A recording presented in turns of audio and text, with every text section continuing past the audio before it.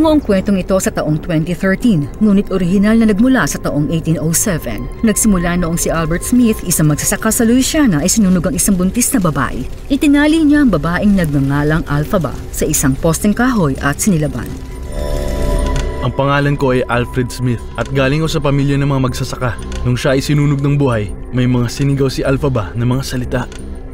Simula ngayon hanggang sa susunod, sinusumpa ko ang bawat panganay sa inyong pamilya. Kapag sila ay umabot na ng 30 taong gulang, mararanasan nila ang pinakamalalang impyerno!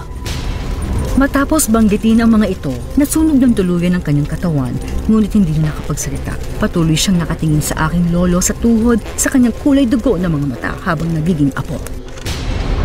Kung ang insidenteng ito ay hindi nabanggit sa diary ni Albert Smith, hindi ko malalaman to.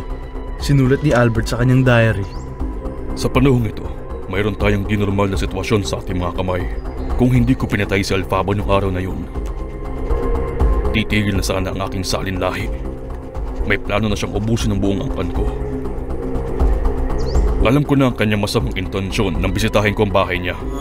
Naninirahan lang noon sa Alphaba sa isang maliit na kubo ng aming ancestral home. Iniwan siya ng kanyang asawa nang siya'y nagdadalang tao.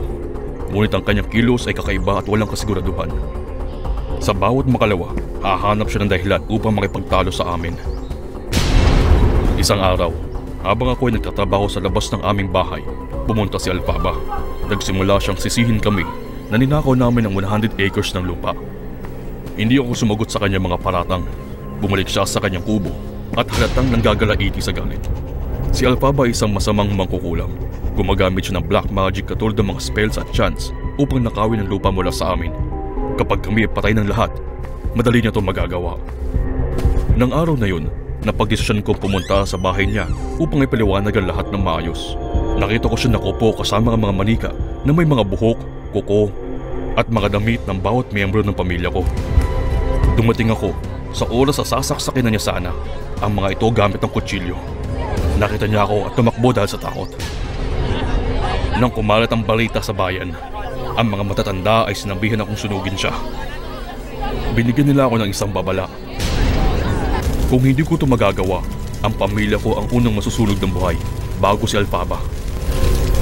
Tulad ng sabi ko kanina, isa itong di pang karaniwang oras at sitwasyon. Ito ang mga huling habilin ni Albert sa kanyang diary. Siguro dahil naglaho na rin siya kinabukasan matapos siyang isulat ito.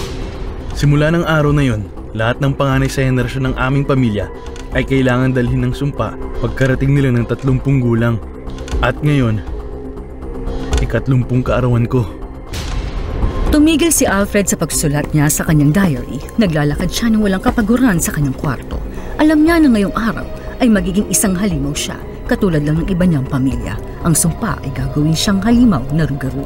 Marami dati ang pumatay sa kanilang sarili pagkatapos magpalit anyo. Ito ang sumalba sa kanila bago gumawa ng mga karumal-dumal at masasamang mga bagay.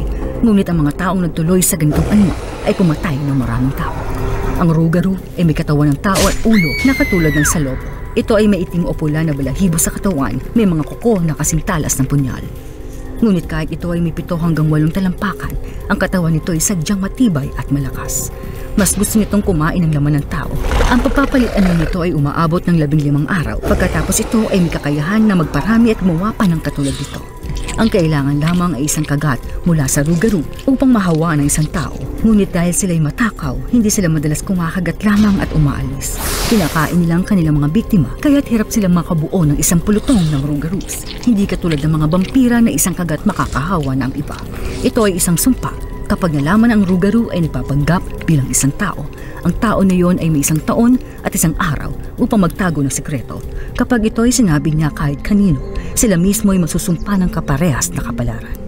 Unti-unting napapansin ni Alfred na nag-iinit na ang kanyang katawan at naririnig niya ang tunugan ng kanyang mga buto. Sobrang sakit nito, kaya't naman si Alfred ay wala nang ibang magagawa pa kundi ang sumigaw na lang.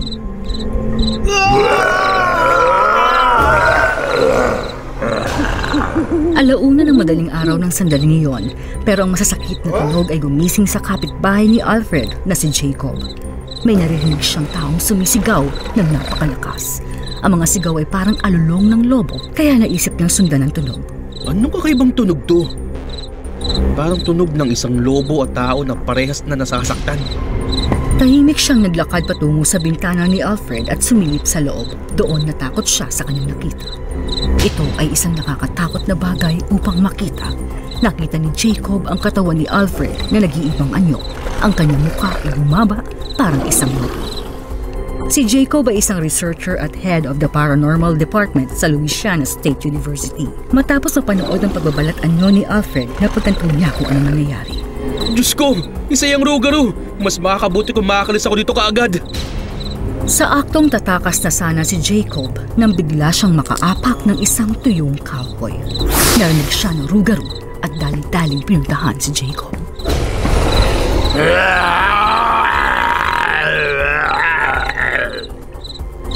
Nang mamataan ni Jacob na papalapit sa kanya ang Rougarou, tumakbo siya papasok ng bahay at sinarado niya ang pinto.